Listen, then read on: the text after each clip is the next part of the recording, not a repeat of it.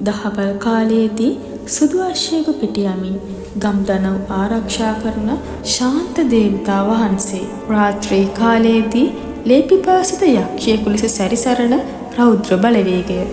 මම එහෙම කිව්වොත් නිවැරදි. අපි කවුරුත් දන්නා ගම්භාර දෙවියන් හෙවත් සූනියම් දෙවියන් ගැන ප්‍රචලිත කතාව රාජකුමාරයෙක් ගැන කියවෙන කතාවක්.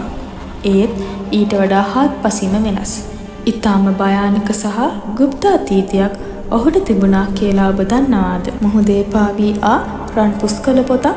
ඒ පොත ඇතුලේ සිරිවෙලා හිටපු මහා භයානක යක්ෂයෙක්.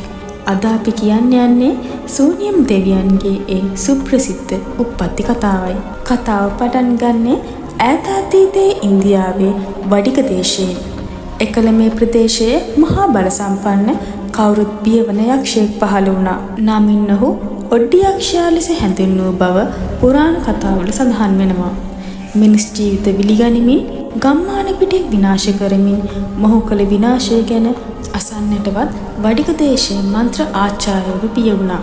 කිසිම මන්ත්‍ර බලයකට මොහු යටත් කරගන්නට බැරි වුණා. මේ විනාශය දැකපු මහා බලගතු ඉසිවරේ තීරණය කළා මේ යක්ෂයාව සදහටම නිහඬ කරන්න. නමුත් යක්ෂයාගේ බලය අධික නිසා ඔහුව මරන්න බෑ.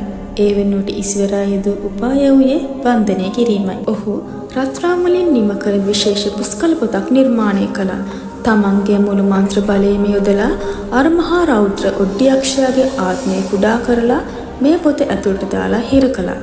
ඊට පස්සේ ඒ පොත කිසිදාක ලියන්න බැරි වෙන්න රන් නූලකින් ගැට ගැසුවා. මේ පොත ගොඩබිම තිබුණොත් කාට හරි හමු වෙයි කියලා බිය වුණු ඉසිවරයා ඒ පොත ආරක්ෂිත පෙට්ටියක දාලා මහා සාගරයට පා කරලා හැරියා. එදා ඉඳන් වඩික දේශය සාමකාමී වුණා. කාලය ගෙවී ගියා.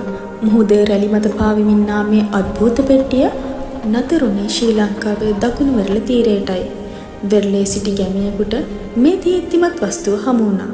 ඔහු පෙට්ටිය ඇරලා බැලුවහම දැක්කේ රන් නූලකින් බැඳපු ඉතාමත් වටිනා පුස්කල පොතක්. මේක ඉතාමත් බලගතු ධර්ම පුස්තකයක් කියලා දැනුණු මේ අහිංසක ගැමියා එය බොහොම ගෞරවයෙන් ගෙදර අරගෙන ගිහින් තමන්ගේ ගෙදර තිබුණු ලී පෙට්ටගම ඇතුලේ පරිස්සමින් තැන්පත් කළා. දවසක් මේ ගෙදර ගෘහමූලිකයා නැති වෙලාවක ගෙදර සිටි කාන්තාවට කුතුහලයක් ආවා මේ පෙට්ටගමේ තියෙන වටිනා වස්තුව මොකක්ද කියලා බලන්න. ඇය පෙට්ටගම ඇරලා අර රන් නූලකින් ගෙට ගසා තිබූ පොත අතට ගත්තා. එහි ඔතලා තිබුණු රන් නූල ඇය හිමින් ලිහලා දැම්මා. මහා පිපුරුම් හඬක් එක්ක මුළු ප්‍රදේශයේම කළුදුමකින් වැසී ගියා. අවුරුදු ගාණක් හිර වෙලා හිටපු ඒ භයානක ඔඩ්ඩි යක්ෂයා නිදහස් වුණා. නිදහස් වුණු සැනින් ඔහු මුළු ගමටම වසංගත රෝග බෝ කිරීමෙන් මිනිසුන්ව බිලිගන්නට පටන් ගත්තා.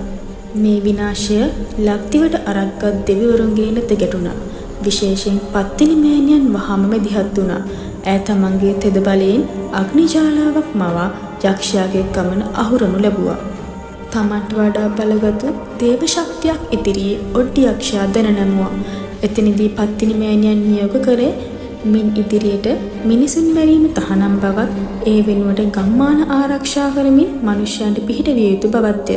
ඊට එංගු යක්ෂයාට සූනියම් දේවතාව ලෙසත් ගම්පාරව කටයුතු කරන නිසා ගම්භාර දෙවියන් ලෙසත් වරන් ලැබුණා. අන්න ඒ නිසා තමයි අදටත් විශ්වාස කරන්නේ සූනියම් දෙවියන් තුර ආත්ම දෙකක් තියෙනවා කියලා.